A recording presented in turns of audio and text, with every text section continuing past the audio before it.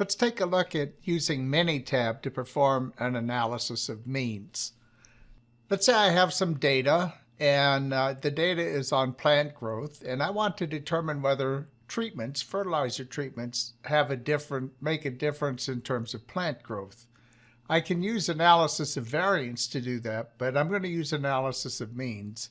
And there are differences. So analysis of means is going to compare the different treatment means to an overall system mean, whereas analysis of variance looks at the difference between the different treatments themselves.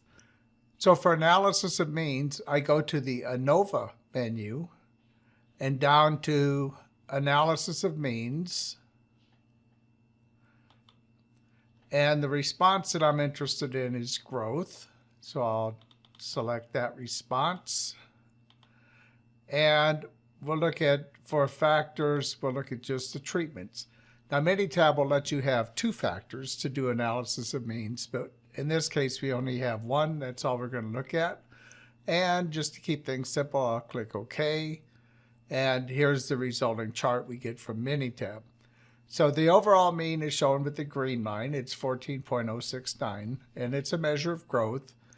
The treatment 1 mean is 13.62, slightly below the overall system mean, but not significantly different. So we have two lines, and they're called decision limits.